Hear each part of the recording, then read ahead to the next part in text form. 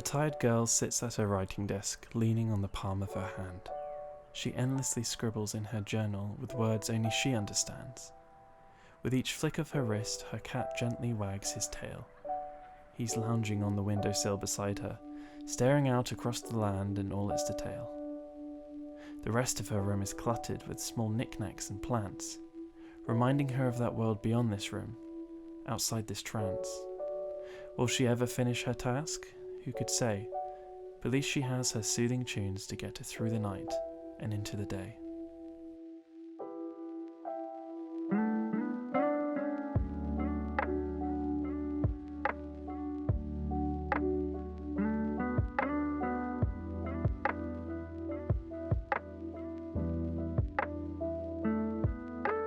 If these images, coupled with the blend of relaxing beats, seem familiar, chances are you've seen, or at least heard of, The Study Girl, an internet radio sensation and the love child of anime and lo-fi hip-hop. But if all that sounds new to you, don't worry. Take a seat, kick up your feet, and relax as I help fill you in.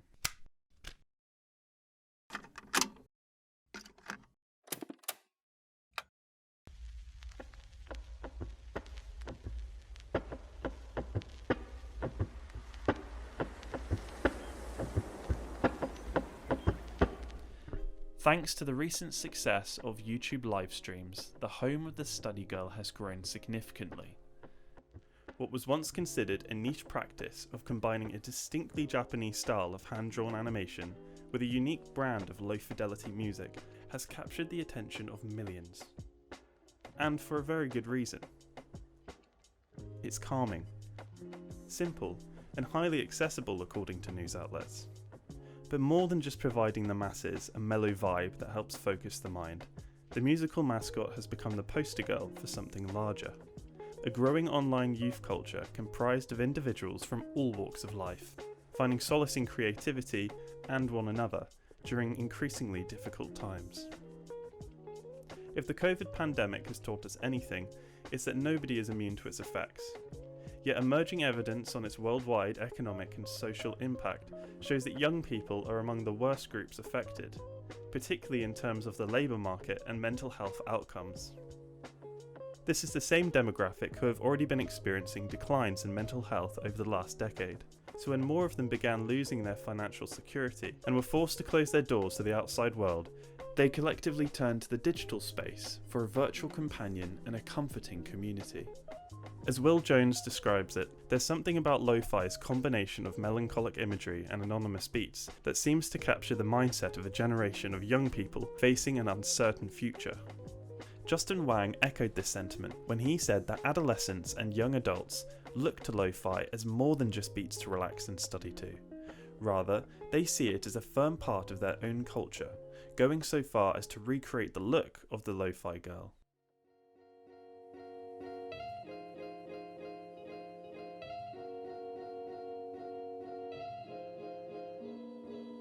This culture is special because it does not confine itself to one geographical region, fitting easily into the global village model of media theorist Marshall McLuhan. In the mid-20th century, his vision was of a planet interconnected by an electronic nervous system that allowed world culture to shrink and expand simultaneously. What he might not have anticipated was how a cartoon might play into all this. But who really is this online study buddy? Where does she come from? And how has her evolution through cultural exchange managed to resonate so much with a restless generation of youth?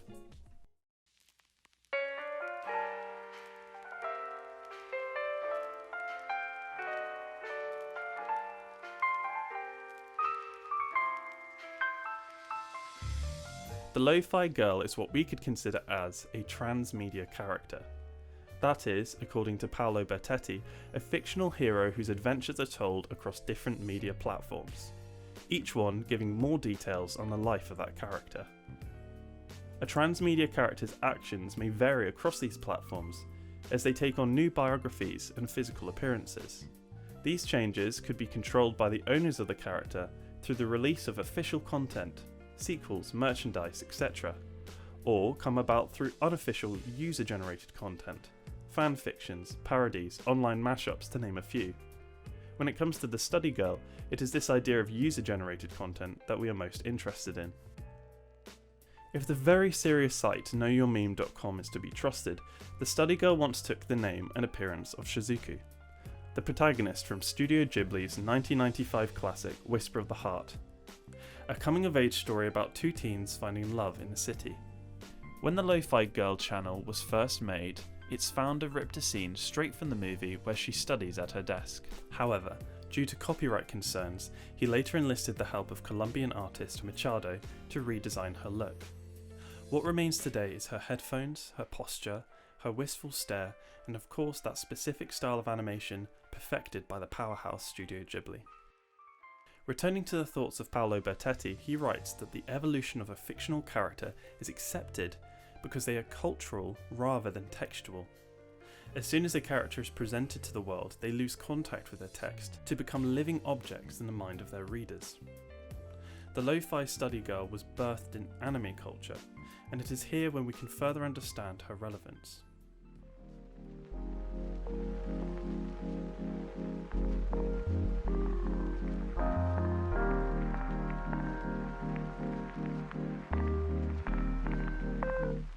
What is anime culture?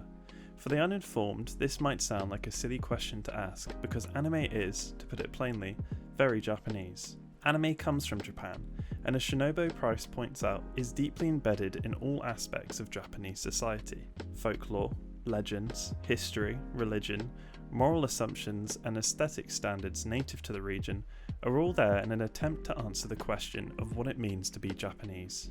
But like most things, it's not so clear-cut.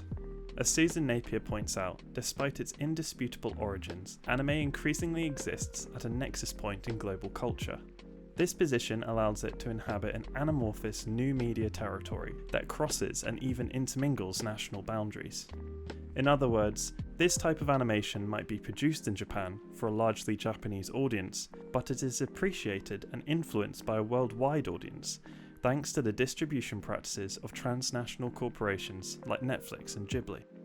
Take Shizuku from Whisper of the Heart, who according to Nakayama combines the traditional Japanese identity with Western individualism to combat the epidemic nihilism that rocked Japanese society after its financial crash in the late 80s.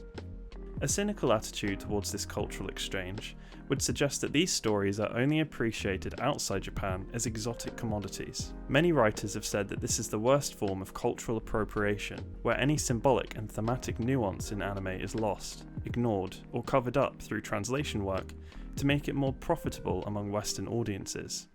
Robert Hyland instead offers a more optimistic stance. He calls this process cultural informing. While he agrees that Japan's cultural fragrance has been masked in the process of exchange with the West, he also points out as the West consumes more Japanese cultural texts, they too begin to incorporate foreign ideas into its own aesthetic practices. In many ways, lo-fi hip-hop owes its existence to the cultural informing within anime. Its current chillwave movement on YouTube can be traced back to the Japanese shows that aired on Western TV networks in the early 2000s. Samurai Champloo stands out among them for the way it mixes up feudal Japan with Western hip-hop subculture. Many in the lo-fi community today say that this show in particular had the biggest impact on them. But what started as an appreciation for the synthesis of Western and Eastern philosophies has now begun to invoke a sense of nostalgia among these young adults. They remember the days of their childhood, watching Saturday morning cartoons, without the burdens they have today. And so, the modern lo-fi aesthetic reflects that escapism, that collective longing for simpler times. Which takes us back to our daydreaming study girl and her online global village. As you can probably tell, I've only scratched the surface of her impact. I could go on forever talking about the relevance of Whisper of the Heart over 20 years later, or how lo-fi culture has been used to spread awareness of mental health. But I've run out of time. If there's one thing to take from this, it is that the Lo-Fi Girl is a living entity that is truly global, knowing no notions of borders, boundaries, or even time. I have no doubt that she'll continue to make a positive impact as long as she inspires artists to create and cultures to assimilate one another's ideas.